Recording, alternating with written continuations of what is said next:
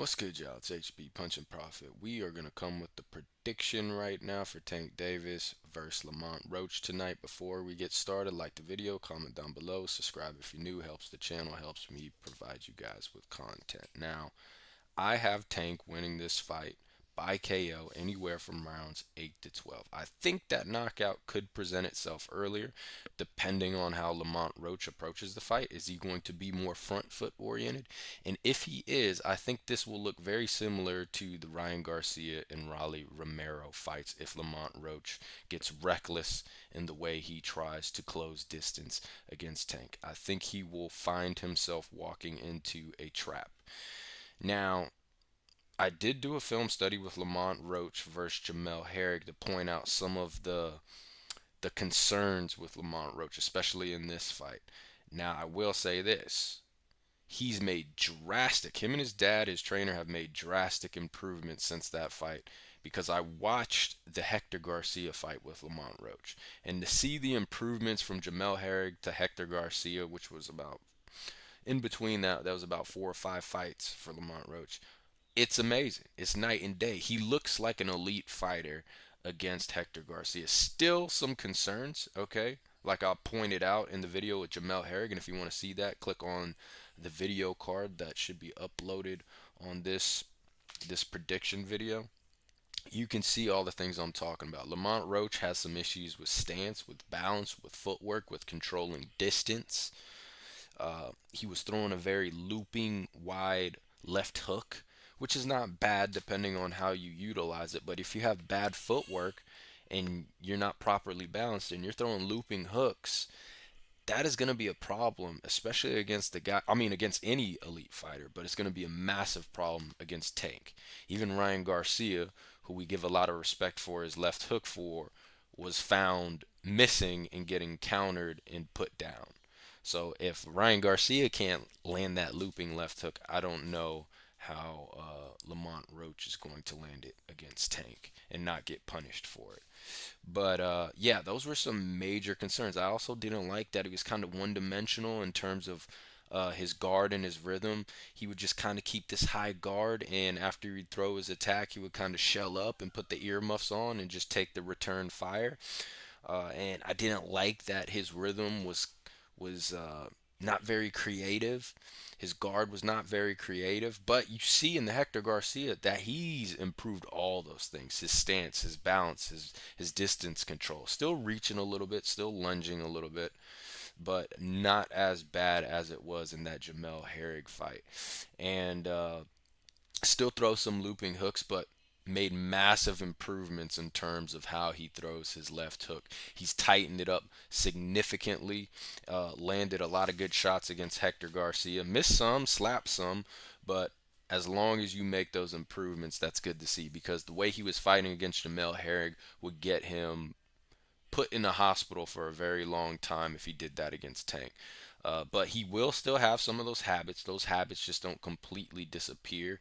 I think one of the problems we're going to see with Lamont Roach is sometimes he reaches with that jab or he reaches with an attack, and then he finds himself a little bit of out of range. Now the cool thing is he'll use that almost as bait to bait his opponent to attack him and counter him, and then he'll kind of be deceptive in a sense because he'll square up and he'll counter you back, right? He's waiting for your counter. He'll counter the counter. But I just, it works for him sometimes. Sometimes it's a very dangerous thing he's doing, and he can get caught off balance and knocked down very easily. There was times where Jamel Herrig would just push him over with the cuff of his glove. That's how off balanced he was, or lunging in with the improper stance. So, but like I said, I think Lamont can have his moments tonight. I'm not saying there's no chance of him winning. He seems like a really game fighter, and like I said, seeing the improvements from that Jamel Herrig fight to the Hector Garcia fight is pretty extraordinary. And you got to give him and his dad a lot of credit for going to the blackboard and figuring out how do we improve, how do we get better. Obviously, they're doing something very, very right, and he has the mind of a champion because after that, a lot of fighters get discouraged. they get discouraged after a fight like that with Jamel Herrig, and instead he doubles down. He comes back.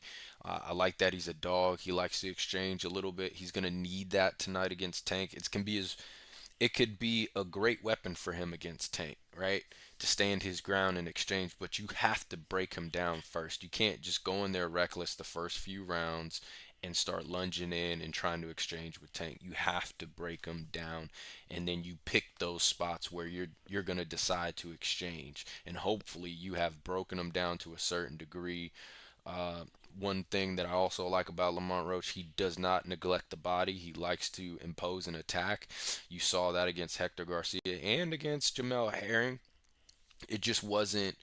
Um, it just his game plan wasn't clean in that Jamel Herring fight. But in Hector Garcia fight, he was very consistent. He was landing his jab against the southpaw. Something he did more in that Hector Garcia fight as well. And what's very impressive about Lamont Roach is I actually think Hector Garcia is a tougher fight than Jamel Herrig, and he came back from that Jamel Herrig fight and performed very well against a guy who I believe is a tougher matchup in terms of style. Both of them are southpaws, so we saw what Lamont Roach looks against how he looks against southpaws and how he may approach Tank. I like that he established his jab in that fight with Hector Garcia. I like that he was attacking the body. I like that he's not afraid to throw that right cross, that lead right cross and pot shot. And I like that he likes to exchange, but he's gonna have to just be very disciplined and clean with his technique and patient, and he can make it interesting. But I do not think he's going to win this fight. I think Tank is a notch above, and people can say what they want about Tank and the opposition he's faced. He's faced some good fighters. He's faced some good fighters. We want to see more, right? We want to see, Shakur Stevenson. We want to see maybe Keyshawn Davis or, some of those big names that are really gonna turn his resume up eventually. But at the end of the day, from what I've seen from Tank, he's been improving fight after fight after fight, getting very good. He's turning into I think he is a complete fighter. I mean, how do you deal with a guy who has defense, who has footwork, who has ring IQ, who has patience, who has discipline, and who has exceptional power? That is just a destructive combination. He has the nuclear option. He's a dog. He likes to fight. He has it all. He's a complete fighter. And some people are trying to put Tank in this category of he's just a big puncher and that just saves him, and that's just not true. You go watch a lot of those recent fights. He's setting up his game. He's setting up those counters. He's setting up those traps, and he has a extraordinarily high IQ. So I don't really focus on opposition as much as I look at the ring IQ, and he's faced good enough opposition for me to say he can do that against the best of the best, which he has to a certain degree. So I got Tank winning this fight. I just think it's too much. It's too much what he has. It could also look very similar to the Frank Martin fight. Eventually, Tank will walk him down, put that pressure on him, break him down to the body, and it's just going to be a matter of time. And I think with Lamont Roach's game attitude, he's going to find himself biting off a little bit more. He can chew in one of these exchanges, and he's going to get knocked out.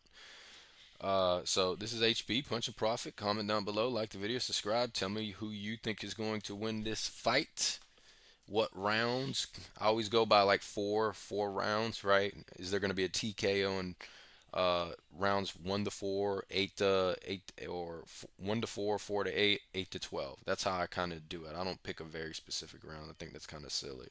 I like to break the fight down in kind of like three phases. The first 4 rounds, the middle is 4 to 8, and then the end is 8 to 12. So get at me, you guys. Peace.